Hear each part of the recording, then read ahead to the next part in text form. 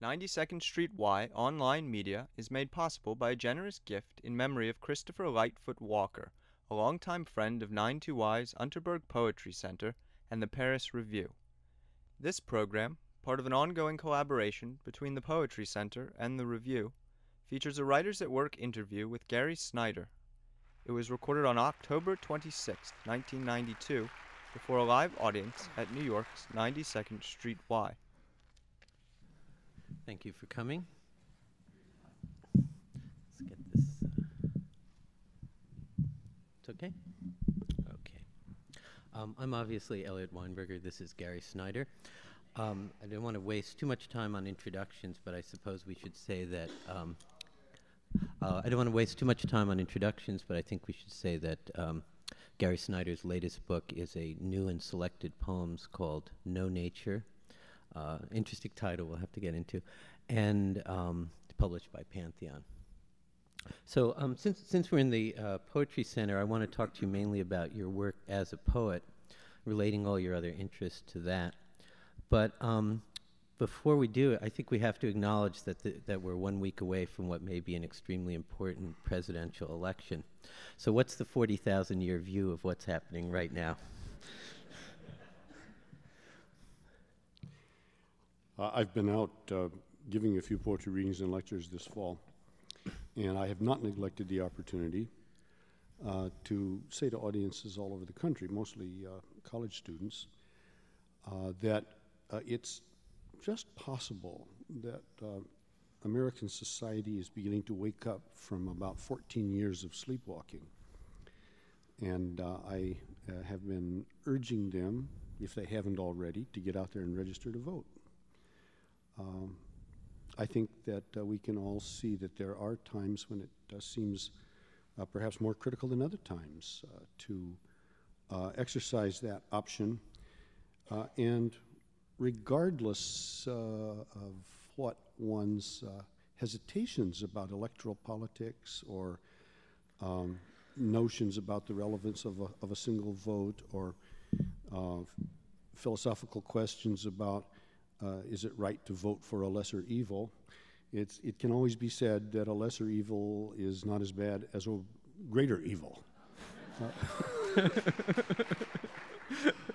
I was with friends last night where one of the people there, an old comrade of mine, was arguing why he was going to vote for Fulani, but he wasn't winning any points with anybody. So yeah, I think that this is an interesting, lively, and possibly historic moment, and it is possibly passing the baton from the World War II generation to the post-World War II generation, and the inertia of the industrial economy of the world may be such that nothing is going to swerve it aside much. But even a slight swerve might occasionally miss a squirrel in the road. So let's hope for those swerves.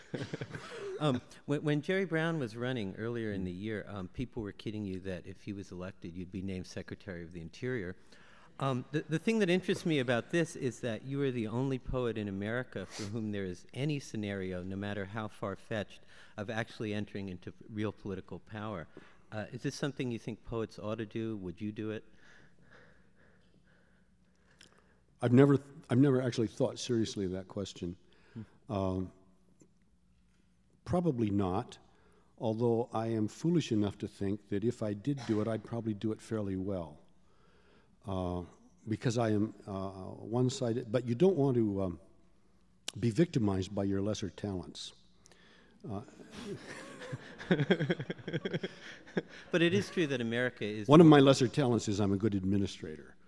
And so I have to really resist being drawn into straightening things out by being a good administrator. So the work that, the work I see for myself remains on the mythopoeic level of understanding the interface of society, ecology, and language. And I think it's valuable to keep doing that. But it is abnormal for poets not to be involved in the state. I mean, the United States, I think, is an exception compared to, say, Latin America, Europe, where commonly poets serve as diplomats and Oh, things true. like that, have Yeah, government jobs. and Yeah. the whole history of Chinese poetry is full Sure. of great poets who played a role in their society.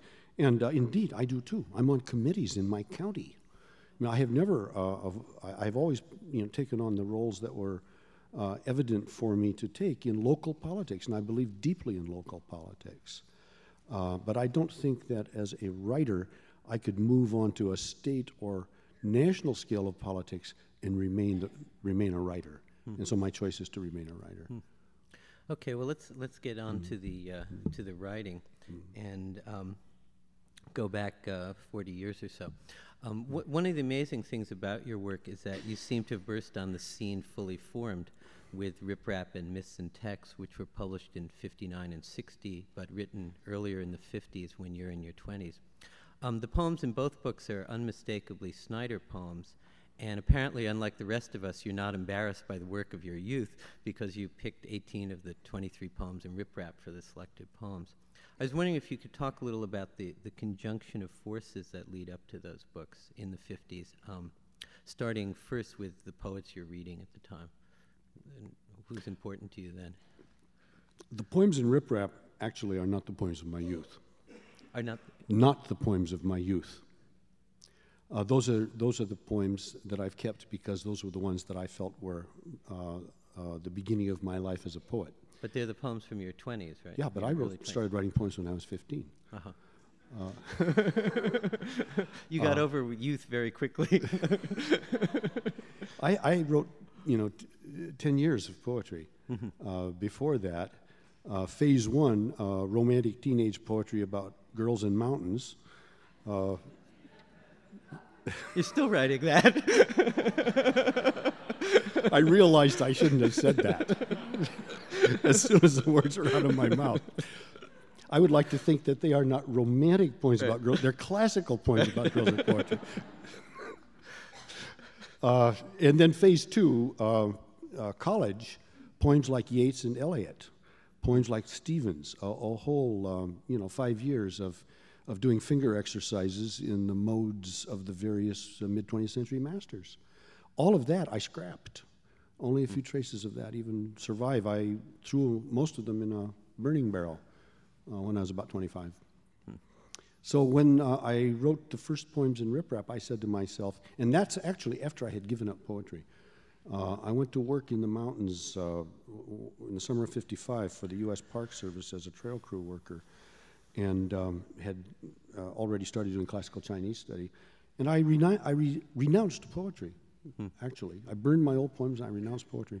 Then I got out there and started writing these poems about the rocks and the blue jays. And I looked at them and they didn't look like any poems that I had ever written before.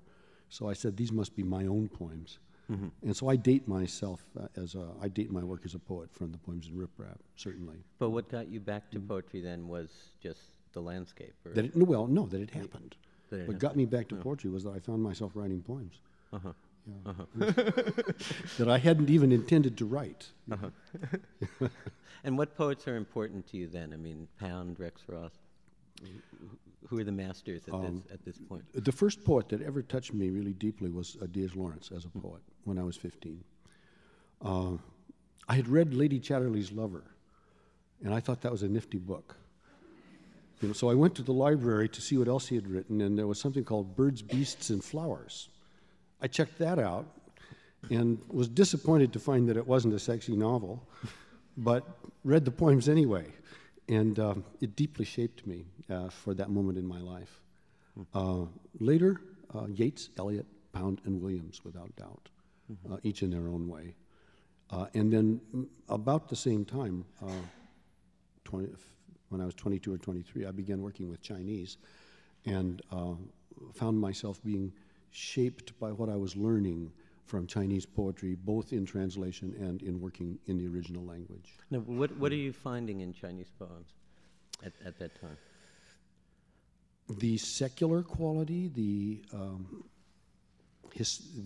engagement with history, the avoidance of theology, of elaborate symbolism or metaphor, the spirit of friendship, the openness to work, and of course the sensibility for nature.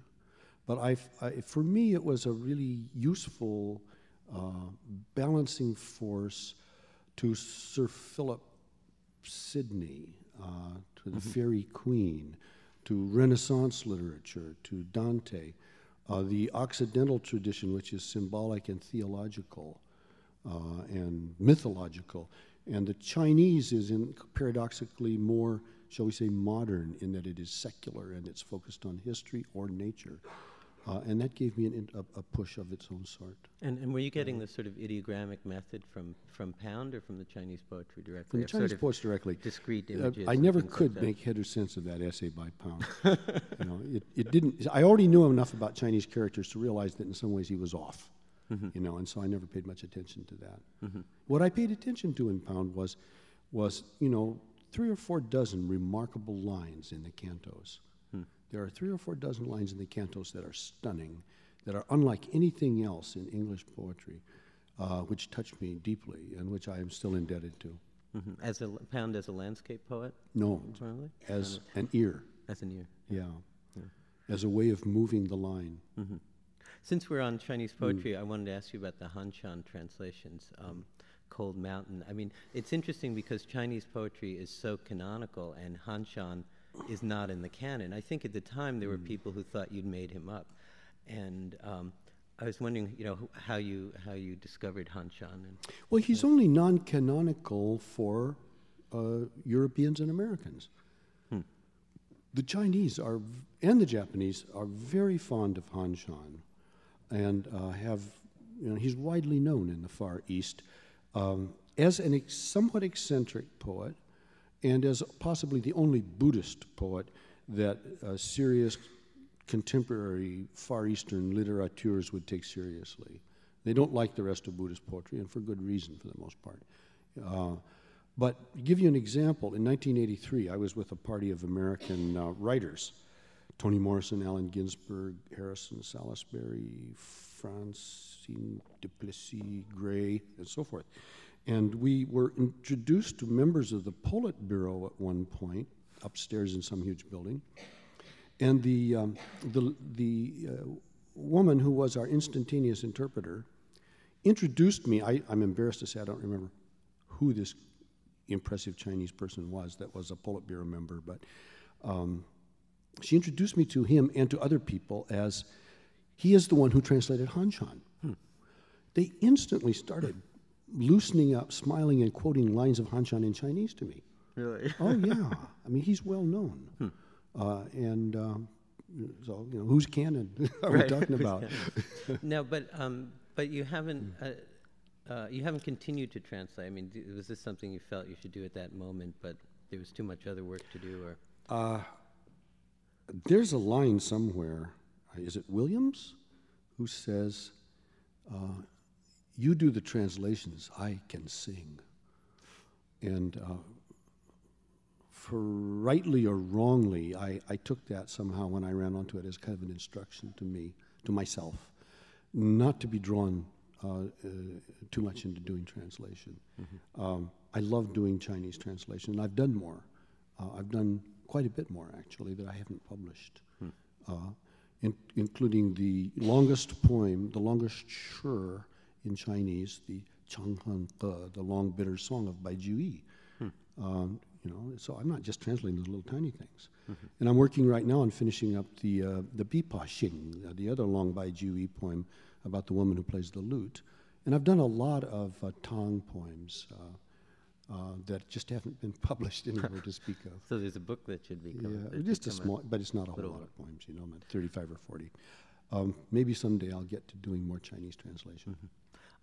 Getting back to the 50s, did you find that, basically you have the invention of the West in American poetry with Jeffers and Rexroth, and it's interesting that before them, which isn't too much farther behind the 50s, that there are no poems about the West. I mean, did you feel like they opened it up for you somehow? It became acceptable to write about, or that this kind of grants you permission to include this in the West? Definitely, there was some sense of that. Jeffers and Rexroth both, as you say, were the only two poets of any strength that had written about the landscapes of the American West. And it certainly helped give me the courage, the nerve to start doing the same myself. Mm-hmm. It's true. Mm. Now, what about the community of poets at the time? Philip Whalen, Lew Welch, Ginsberg, Mike McClure, Robert Duncan. One gets the sense that this was the only community of poets in which you were an active participant.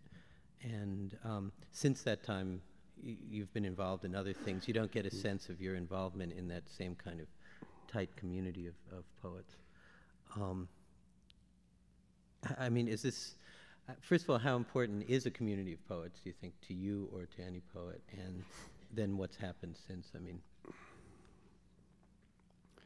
I think the term community of poets in that case is the term community is really probably more accurately network. Mm-hmm. I think of the term community as more properly applied to diverse people who live in the same place and who are tied together by their inevitable association with each other and then their willingness to engage in that over a long period of time. But that's just a quibble.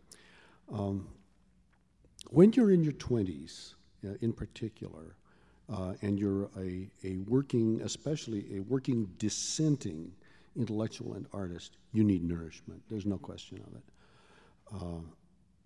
Up in Portland, where I went to college, there were only a couple other people that you could talk to poetry. You could talk to about poetry, and that was, in that case, Phil Whalen and Lew Welch, and there was Bill Dickey.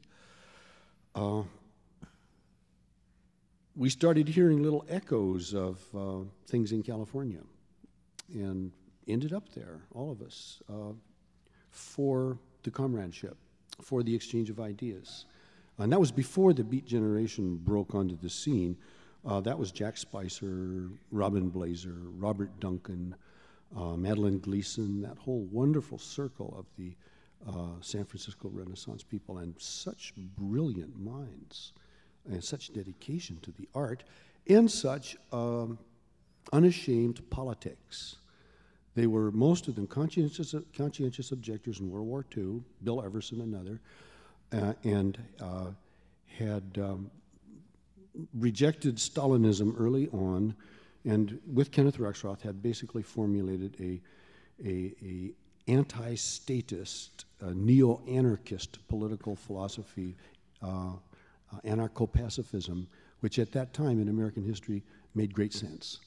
And I was proud to be part of that circle at that time. And you still feel that this is your community, though, of writers, or? Well, I don't see a lot of those people much anymore. Yeah. And that community actually was enlarged when Allen Ginsberg and Jack Spicer and Jack Kerouac came onto the scene. And the phenomena that we are more commonly aware of, the sort of San Francisco Beat generation poetry, emerged. But it came out of that root of Duncan, Spicer, and Blazer that was already 8 or 10 years old. And it wasn't just created by Allen and his friends. Allen and his friends added a kind of cosmopolitanism to that. And it was through Allen and his circle that I began to meet people from the East Coast, that I began to come to the East Coast. And so that was a cosmopolitanizing effect on the West Coast movement, which had been pretty hieratic and isolated in its own way till then. Mm-hmm. Now, has the Beat thing been a burden for the rest of your life? I mean, are you tired of hearing about the Beats?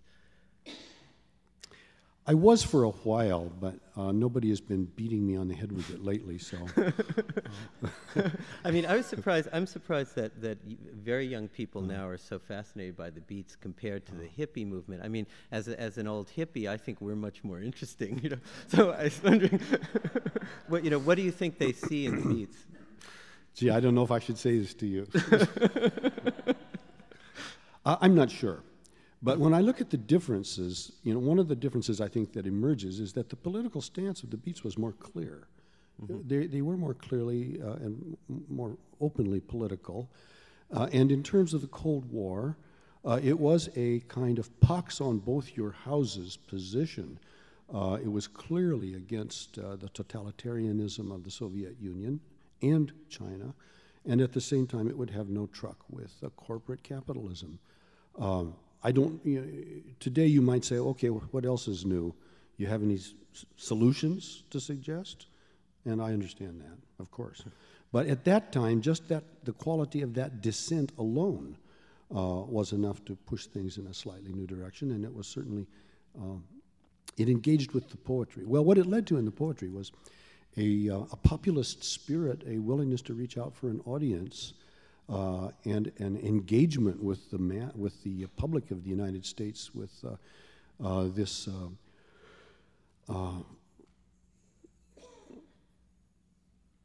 swell of poetry readings going to all of the college towns and the big cities that started from around 1956 and I think transformed American poetry. Mm-hmm. Yeah, return to orality and all Yeah, that. the return to orality and the building of something closer to a mass audience. Mm-hmm. Now, you basically leave the scene in what, 56, I think, to go to Yeah, Japan? May of 56, I sailed away in an old ship, headed across the Pacific for Japan. Mm-hmm. Now, why did you go? I mean, it seems like an exciting moment in America at that time. I mean, yeah. Well, I had laid plans to go to the Far East, 3 years prior to that.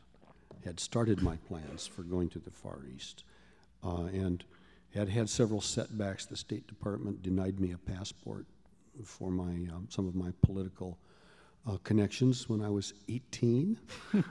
Something to be proud of. I still have a retired card in the National Maritime Union. I went by that funny white hospital down in the Village today in a cab and said to my son, who's traveling around with me in New York, I said, you know, that used to be the National Maritime Union hiring hall. And I spent many days in there waiting for ships here in New York when I was 18 years old. It's now a hospital. You Now it's a spend many hospital. days waiting for a doctor. I think so. I do feel that there was a visionary political and intellectual component in the emergence of the hippie phenomenon. But it's harder to track out what it is. It wasn't so clearly spoken. And it was more utopian, which was perhaps its downfall. I mean, it was outrageously utopian. Whereas the Beat Generation's political stance was more pragmatic, more hard-headed in retrospect, and more easy to communicate. Yeah, and doesn't rely on so much spiritual rhetoric. So that might be one reason. Just as the punks rejected, hippie spiritual rhetoric and went for a harder-edged politics. Well, the Beat Generation was a harder-edged politics. Now, in 56, would you have gone to China if the political situation had been different? I certainly would have, yeah.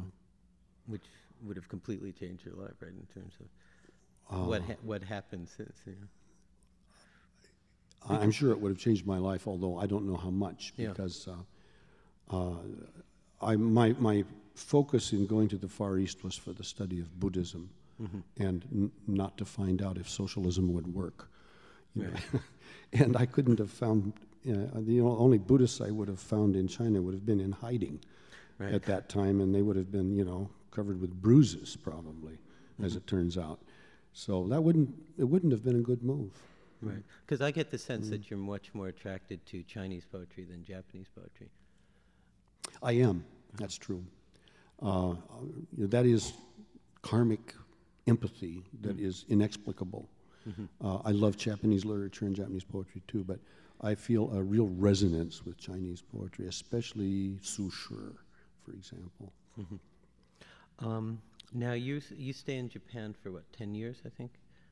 Pretty much? I was resident in Japan years? for about 10 years, and I had my books there for 12. I maintained residence in Japan for 12, but I was away part of the time working on tankers and teaching at UC Berkeley for a year. And you're how many years in the monastery there also, aren't you? I was in and out of the monastery. That was where my teacher lived, and I was resident in it for sesshin, for meditation weeks, and then out and in again. I had a little house that I rented just 5 minutes walk from the Daitokaji Monastery. And you're still a practicing Buddhist. I mean, do you sit every day? And pretty much. Almost every day. Yeah. Yeah, my wife. Except when you have to do things like this, right? Zazen becomes a part of your life, a very useful and beautiful part of your life. Wonderful way to start the day. Sit for 20, 25 minutes every morning with a little bit of devotional spirit. And I'm raising a 9-year-old stepdaughter, a little Korean orphan girl that my wife and I are raising. And when you have children, you become a better Buddhist too, because you have to show them how to put the incense in the altar and how to make the bows and how to bow to their food and so forth. That's all part of culture. Mm-hmm. So we keep a Buddhist culture going. You know. Now my sons say, when they're asked what they are, because they were raised that way, they say, well, we're ethnic Buddhists. We don't know if we really believe in it or not, but that's our culture. Now, what does Zazen do for the poetry, though? I mean, do you feel that there is a relation there? It helps somewhere in the writing, or? I was very hesitant to even think about that for many years, out of kind of a gambler's superstition, you know, to not want to talk too much or think too much about the things that might work for you or might give you luck.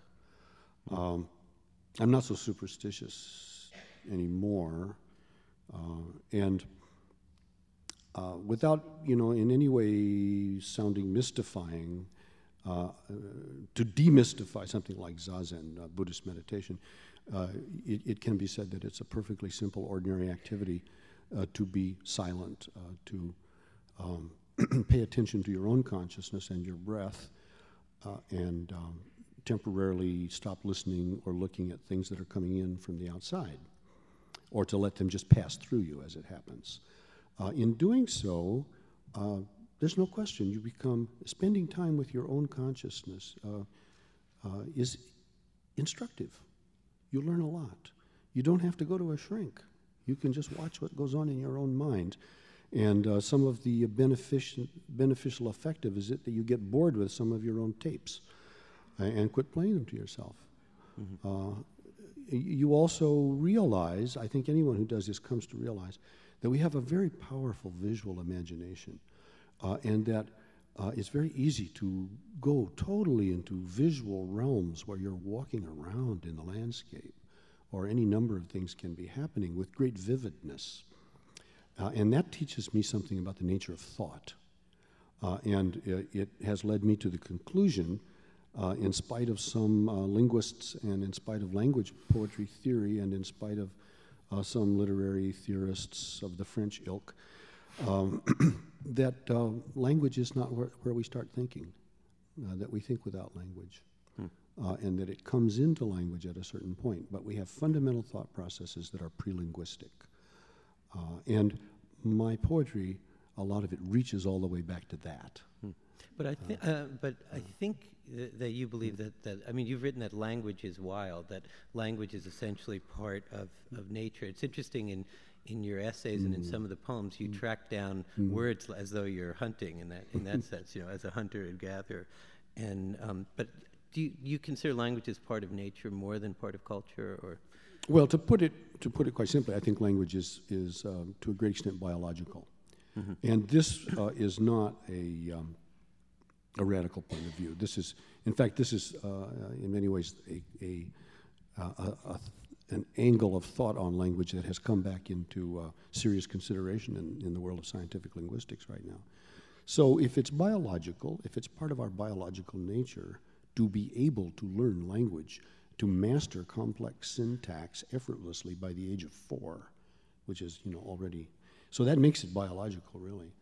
Then it's part of nature. It's just as our digestion is part of nature, our lungs are part of nature, you know. So yeah, in that sense, it is. Now, of course, language takes an enormous amount of cultural shaping too, at some point. But the structures of it are something that are mastered in a way that is analogous to the quality of wild systems. Wild systems are highly complex, cannot be intellectually mastered. That is to say, they're too complex to master simply in intellectual or mathematical terms. And they are self-managing. and self-organizing. Language is a self-organizing phenomenon. Descriptive linguistics comes after the fact, an effort to describe what has already happened, you see. So if you define the wild as self-managing, self-organizing, and self-reproducing, self-propagating, language is a wild system. All natural human languages are wild systems. So that the imagination, we can say, for the same reasons, is wild. Language, too, is wild. And they certainly interdigitate closely. But I would make the argument that there is a pre-linguistic level of thought. Not always, but a lot of the time. And for some people more than other people. Now, I think there are people who think more linguistically and some people who think more visually, or perhaps kinesthetically in some cases. Getting back to just the Buddhism for a second, for many poets, poetry is the religion of the 20th century. Yeah. And I'm curious what you get from, I don't know if you can answer this, but what you can get from Buddhism that you don't get from poetry in that sense. You know? It's funny, I had another track. I mean, yeah, I had a funny conversation with Clayton Eshelman, the editor and poet, many years ago while he was still in Kyoto. Something along these lines, where Clayton was talking at great length and with great passion about poetry. And I said to him, "But Clayton, I already have a religion. I'm a Buddhist." It's like Clare Boothe Luce, telling the Pope that I already am a Catholic. I don't think art makes a religion. I don't think it helps you teach your children how to say thank you to the food, how to view questions of truth and falsehood, of how not to cause pain or harm to others. And art can certainly help you explore your own consciousness and your own mind and your own motives, but it does not have a program to do that, and I don't think it should have a program to do that. I think that art is very close to Buddhism and can be part of Buddhist practice, but there are territories that Buddhist psychology and Buddhist philosophy must explore that art would be foolish to try to do. And that's a rough answer. So you mainly draw it on ethical grounds? I mean, would you say? Well, there's ethics, there is philosophy, there is devotionalism and the spirit of devotion. There is simply its capacity to become a cultural soil, a territory within which you transmit a way of being, which I think religion has a very strong role in. And then there is the other end of religious practice and Buddhist practice, which is to leave art behind, which is to be able to move into the territory of the formless. And to, if you really take Buddhism seriously, you don't need art because everything is beautiful or everything is extraordinary. So how do you keep writing, though? Because you don't want to live in that realm very much of the time. Yeah, we live in form, in the realm of forms. We should act in the realm of forms. But Jim Dodge and I once went to a Morris Graves exhibit in Oakland, where we had been talking about, he had been arguing with me about this Buddhist position in regard to art. I was saying, you don't need art in a certain sense, Jim. So he went through the Morris Graves exhibit looking at the Morris Graves paintings. I went through it looking at the spaces between the paintings with as much attention and pointing out wonderful little hairline cracks in the plaster, the texture of the light and so forth. I mean, there is a point you can make there that anything looked at with love and attention becomes very interesting. So you think people should read the margins of your books?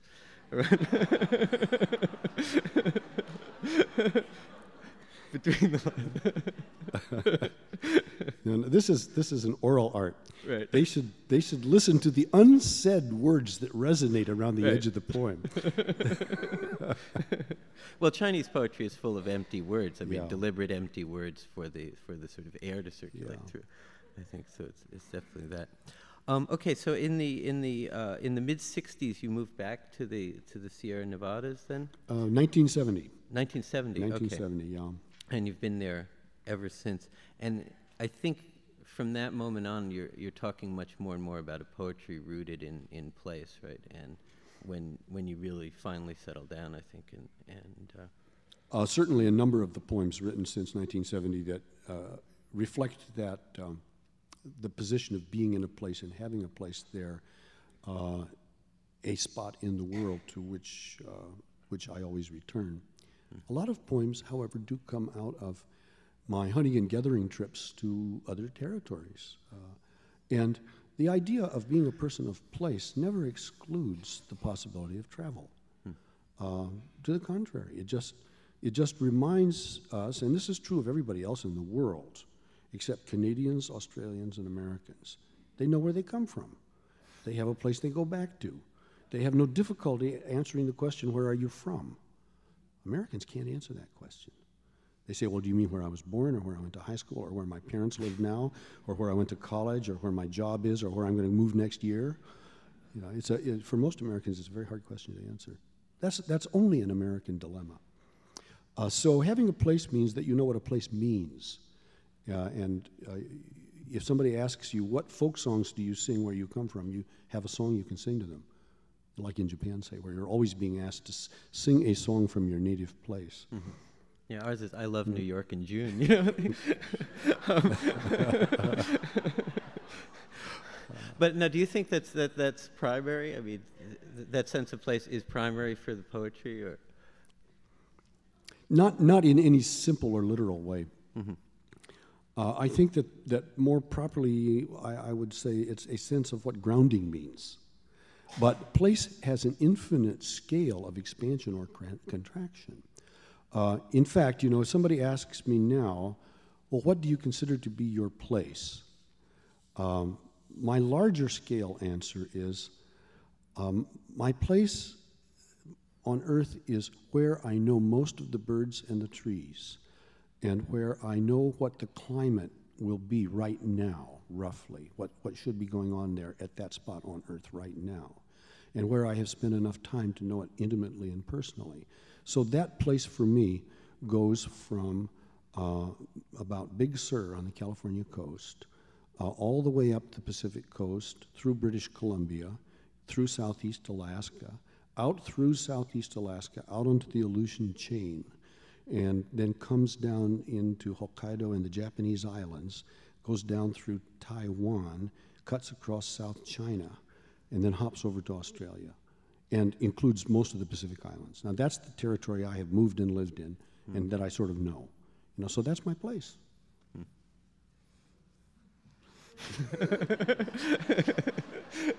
You have a lot of room around it.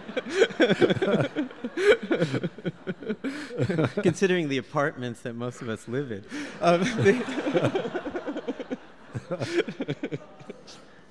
Okay. I want to change gears for a minute and talk about the word work, which is central to all your writing. You've written, among a million examples, quote, changing the filter, wiping noses, going to meetings, picking up around the house, washing dishes, checking the dipstick. Don't let yourself think these are distracting you from your more serious pursuits. So what does this mean for a writer who would feel that his work, I mean, whose real work is the writing, and that all this other stuff is overwhelming? If one's real work is the writing, and if one is a fiction writer, I guess one's work as a writer really holds you to the literal physical act of writing and visualizing and imagining and following out the threads of your project. However, if one is a nonfiction prose writer or a poet, you are apt to be much more closely engaged with daily life as part of your real work, and your real work actually becomes life. And life comes down to daily life. Mm-hmm. So that, and this is also a very powerful Buddhist point, is that we learn and even hopefully become enlightened by a thorough acceptance of exactly who we are and exactly what it is we must do, and no evasion, no hiding from any of it, physical or psychological.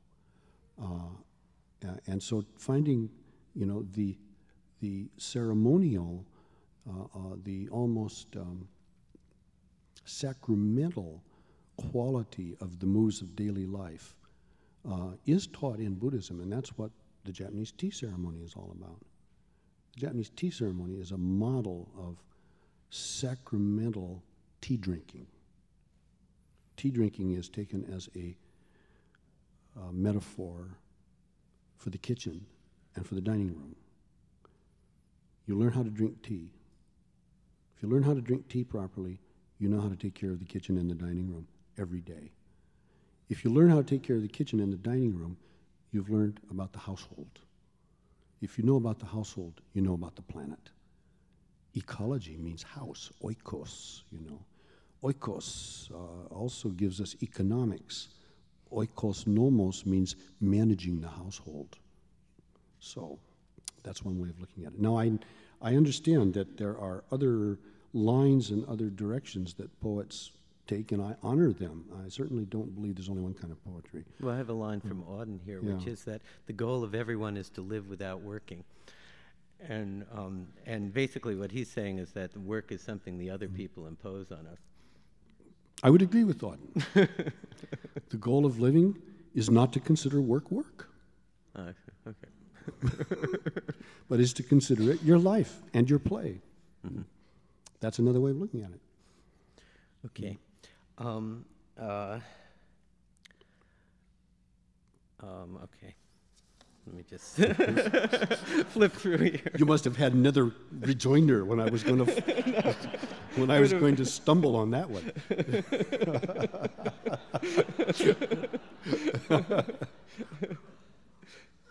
No, I do have a problem with work, though. I mean, not personally, but I mean, how is it different from Calvinism in that sense? I mean, extolling the virtues of work and that,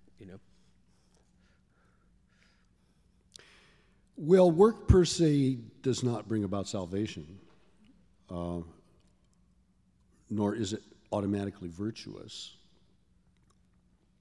It has more the quality of acknowledgement and recognition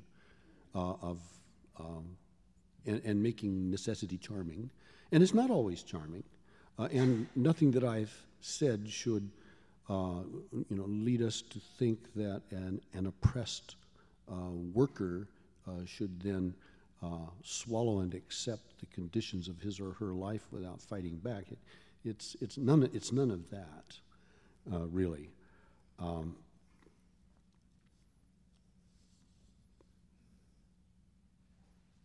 Your question catches me a little bit by surprise because I am so far removed from being a Puritan in any way.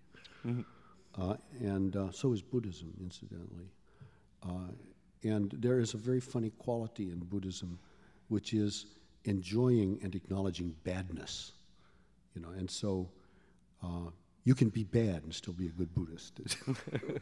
and so everything I say, has its reverse. I hate work. Let it all go. Or as W.C. Fields once said, if a thing is worth doing well, it's worth doing poorly.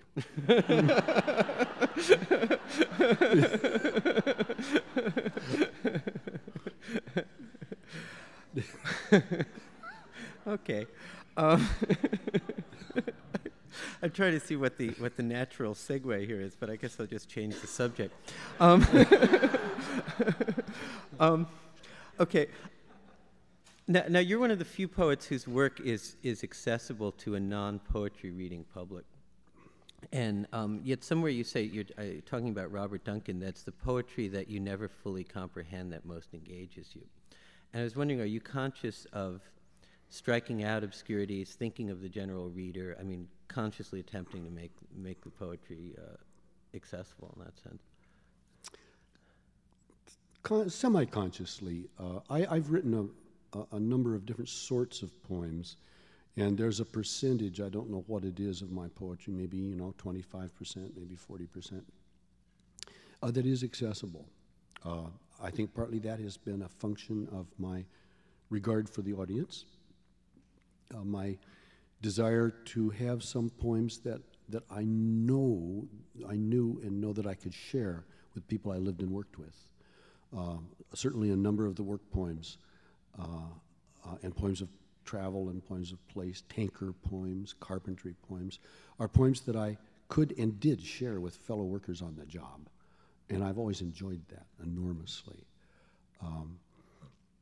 At the same time, there are territories of mind and territories of challenge that are not accessible. I've written a lot of inaccessible or very difficult poems. I just don't read them at poetry readings as a rule. Mm-hmm. And do you publish them as They're in much? my books. They're in Sure. things more like Myths and Texts and Mountains Myths and and Rivers. Texts has some rocky places, demanding places.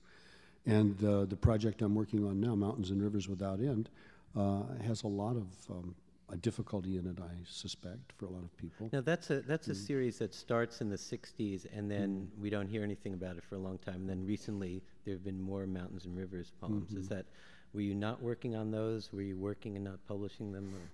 I was working on it all along fairly slowly. Through the 60s, I did several sections for it while living in the Far East. I've done maybe, a section every year and a half, but I have not felt under any pressure to speed it up. It's been a real learning process, what I wanted to do with that poem, Mountains and Rivers Without End.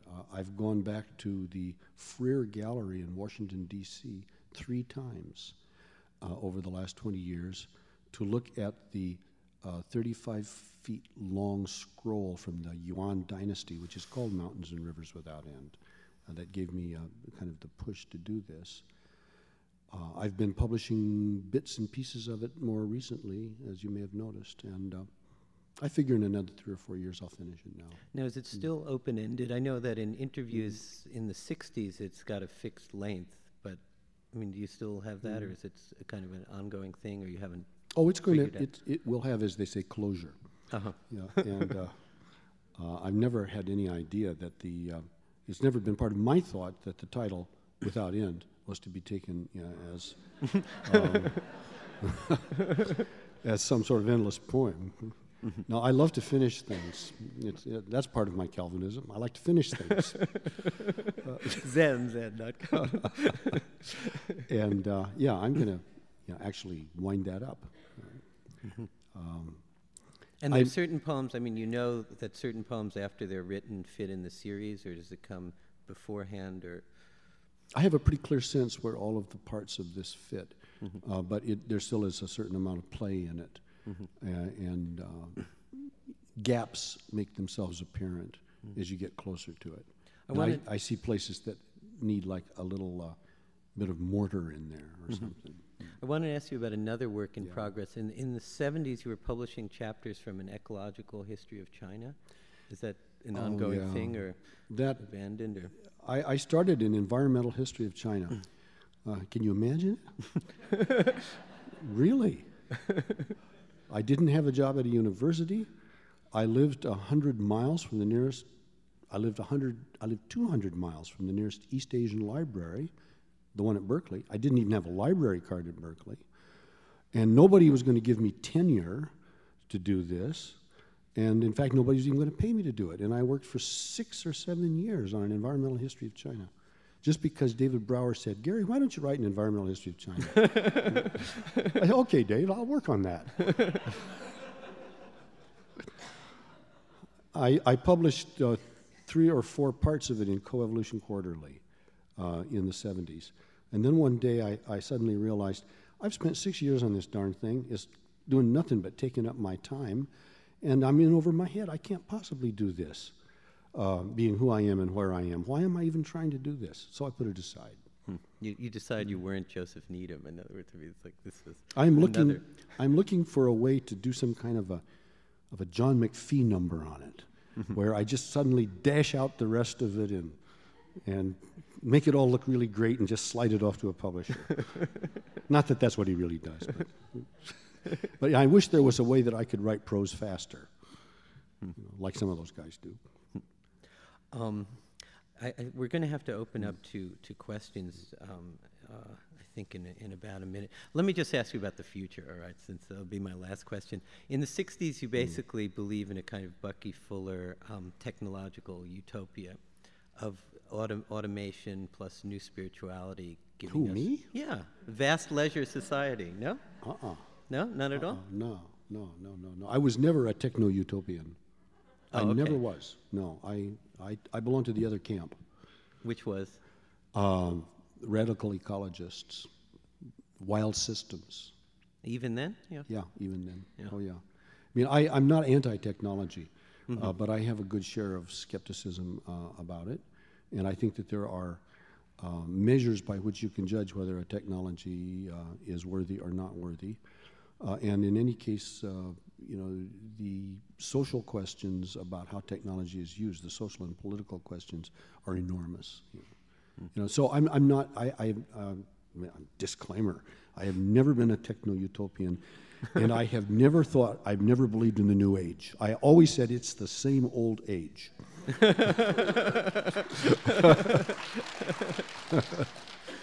For better or for worse.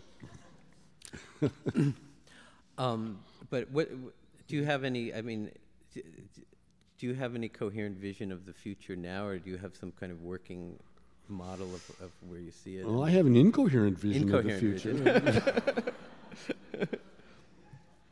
I have some very simple ideas, but what has been for me some of the more exciting and interesting social and political work in the last 10 years has been working in bioregionalism. Has been developing a more sophisticated theory of local politics, theory and practice of local political work, of watershed scale political and social action. And you have a Hudson Valley watershed organization. You have a bioregional organization right here in the Hudson Valley. People who think of their political and cultural boundaries in terms of watersheds, and who know exactly where the headwaters of the Hudson are, way up to the very smallest streams, and who are conscious of and monitoring water quality and how the fish are doing and how all the side streams are coming in, and what folk songs belong with that, what ceremonies might belong with that, and what political moves. So it's happening. It has been happening for over 10 years, at least, with the Hudson Valley watershed. It's been happening along the West Coast for 20 years. Watershed councils, moving out of arbitrary political county, state, and federal boundary lines, working across those arbitrary and often useless political boundaries in terms of ecological and watershed boundary lines, and forming social and community bonds back and forth across that. The journal called Wild Earth, edited by Dave Foreman after he broke away from Earth First, is putting ideas like that out now in a large-scale North American wildlands recovery project. We're asking for lots of wilderness back. Now that is visionary and is probably incoherent. But yeah, in my book of essays that came out a couple of years ago, The Practice of the Wild, there's a chapter on the place, the region, and the commons, which is about commons theory, that's a public land theory, and also air and water theory, which is commons, and bioregionalism and the interaction of those. And I think that this is going to be one of the most potent territories in environmentalism in the next decade. Let me just quickly ask you before we open it up about the selected poems. No Nature as a title, obviously, I think takes many of us aback. It seems apocalyptic until you realize that it's a kind of, can I say it's a Buddhist joke? I mean, the true nature is no nature. The nature of oneself is no nature. Is that correct? I mean, what? It's also a critical theory joke. In what sense? In the sense that everything is a social construction, including nature. Oh, I see. Yeah. Okay. And then it leads me to think that for somebody involved as so much as you are in the environmental movement, your work is surprisingly without disasters. I mean, there's no Bhopals, there's no Chernobyls in the work. Are you setting positive examples? Or, I mean, are you just cheerful? How does this there's very little bad news for somebody involved, I mean, you know, in the environment. In my poetry, Yeah. there's several poems that have some very bad news in them. Yeah. Going all the way back to a poem written in 1956 called This Tokyo. And the poem that I wrote is an op-ed piece for the New York Times in 1972 called Mother Earth, Her Whales. However, actually, I feel that the condition of our social and ecological life is so serious that we better have a sense of humor. And that it's too serious to just be angry about. And create that sort of nuclear despair. Also, frankly, the environmental movement in the last 20 years has never done well when it threw out doom scenarios. Doom scenarios, even though they might be true, are not politically or psychologically effective. The first step, I think, and that's why it's in my poetry, is to make us love the world rather than make us fear for the end of the world. Make us love the world, which means the non-human as well as the human, and then begin to take better care of it. I think we're going to open to questions. You two can be a Paris Review interviewer. Okay, I'm going to field the questions. That was Do part you of want our to do it, agreement. or? Yeah. Yes. I was on the phone this afternoon with my teacher, who was a Lakota. And she said to me, when I mentioned I was going to hear Gary Snyder, she says, oh, Gary Snyder, he's an Indian. Ask him if he knows. I'm asking you if you know. If I know what? You are an Indian. A Native American. That was very kind of her to say that. This gentleman said that he was on the phone to a Lakota Indian lady who is his teacher, and mentioned that he was going to hear me this afternoon. And the Lakota lady said, "Gary Snyder is an Indian." And the question is, do I know that I'm an Indian? I don't know if I know I'm an Indian or not. However, I do know that I'm a Native American. And here again is a Turtle Island bioregional point. Anybody is a Native American who is born again on Turtle Island. Anyone is a Native American who chooses consciously and deliberately to live on this continent, this North American continent, with a full spirit for the future and for how to live on it right, with the consciousness that says, yeah, my great-great-grandchildren and all will be here for thousands of years to come. We're not going on to some new frontier. We're here now. In that spirit, African Americans, Euro Americans, Asian Americans come together as Native Americans. And then, you know, those continents that your ancestors came from are great places to visit, but it's not home. Home is here. Now, that's the answer I'd make to that. But do you think that the myths that come out of here belong to everyone? Basically, yes. Yes. Because, I mean, I'm just playing devil's advocate for a moment, but I know, I mean, in the 70s, there were Native Americans who were criticizing you, I don't think rightly, but they were criticizing you, saying, hey, white boy, keep your hands off our coyote. I mean, in that sort of sense, you know. But We have like teal, myth we, is- you know, myth we've is in got the land. coyote too, and if you want to go to Euro-American culture, you've got teal Eulenspiegel. I mean, if you get down a little bit more fundamentally into the nature of world myth and world folklore, it blankets the planet from 40,000 years ago on. It is totally cosmopolitan. And, you know, we know this. So in that sense, mythology and folklore is a totally international world heritage. The question is to understand what to do with it and to respond to it. Coyote may not be accessible to everyone, but, you know, here's an interesting thing. Coyote the Trickster and the stories about Coyote the Trickster are, in fact, genuinely something that came out of Native American literature, broke through the civilization, history, time barrier, and is now fully rooted in 20th century literature. That's something that has come across. It's quite amazing. And I'm sure that other things will prove in time to have come across like that. You can't be against it. Yes. I'm not. Dating system that you use at 40,000 sort of translate into the conventional system you're using? Oh, I just say 40,000 is roughly calling that Homo sapiens time. Cro-Magnon, Homo sapiens, early Homo sapiens, 40,000 years ago, basically. It can be argued that we have been in this body with this mind for 40,000 years, with very little change. If you'd meet someone on the street from 40,000 years ago, dressed up, you know, in modern clothes, you wouldn't even recognize them as different. So if you have 40,081, that would be like 1981? Yeah, I made it easy. Yeah. Yes.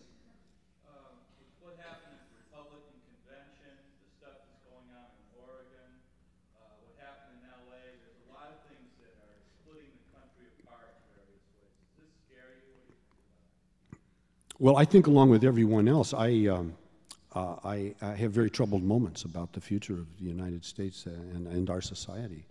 And I would, you know, it would be foolish to say I've got any easy answers, but some of the not easy answers are, for example, for those who can do it, and there would be other answers for other people. For those who can do it, one of the things to do is to don't move, is to stay put. Now, staying put doesn't mean don't travel, but it means have a place and get involved in what can be done in that place. Because without that, we're not going to have representative democracy that works in America. We're in an oligarchy right now. We're not in a democracy. And part of the reason that it slid into oligarchy is that nobody stays anywhere long enough to take responsibility for a place. Yeah. In a radio interview a couple of years ago, you were asked about your politics, and you responded that you were an anarchist. Mm-hmm. Can you explain that and exactly how that works? You know, I really regretted I said that on the radio. That was on Fresh Air. Yeah. That I try not to say that on the radio. In fact, I try not even to use the word anarchist because it immediately raises the question that you just raised. Can you explain that? And it shouldn't be used. The term shouldn't be used. It has too many other associations.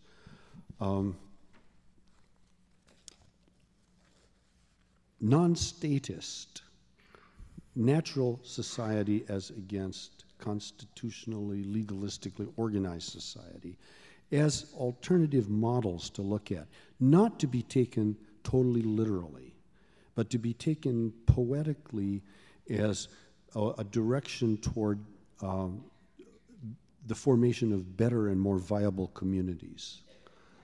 Anarchy in political history does not mean chaos, it means self-government. So a truly anarchist society is a self-governing society. We all need to learn better how to govern ourselves. And we can do that by practice. And practice means you have to go to meetings. And going to meetings means you'll be bored. And so you better learn how to meditate.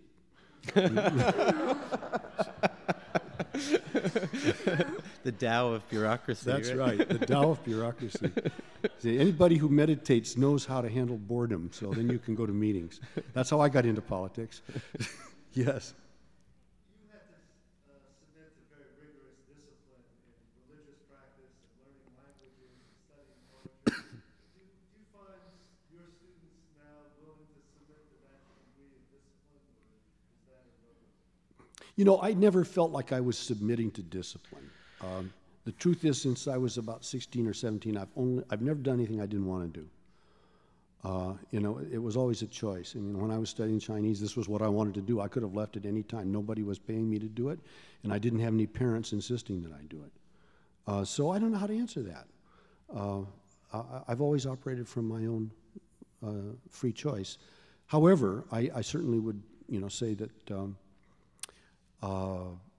a highly motivated person willing to intensely engage with something is not easy to find, you know, among the students that I run onto. But there are always a few that have a fire under them of some sort. Maybe what, one more? Yeah. How are we doing? One more? About one How more many? question. Okay, One or- somebody I didn't one. get way in the back there. The woman on the aisle. I'm here with a group of high school students. Uh-huh. What would you tell 16-year-olds the world before them? What should they do? You've got 1 minute. Now, this is one of the occupational hazards of being a poet, is that you're asked to questions that you really don't know an answer exactly for. I'd say the same thing that I say to my 14-year-old stepdaughter, which is, full of contradiction. But you're going to have to get a lot of education. You're going to have to thoroughly ground yourself in what education provides, and don't think that a 4-year education is the end of it. Nowadays, you got to go on a little bit farther, or it isn't going to mean a whole lot. But even while doing that, don't think that makes you superior in the world to uneducated people or to illiterate people, because there's a tremendous amount of cultural wisdom and skill out in the third world, out in the pre-literate world, that was until recently every bit as viable as anything that Euro-American society has created. And then the fundamental ethical precept: whatever you do, try not to cause too much harm. That should be true in politics and economics.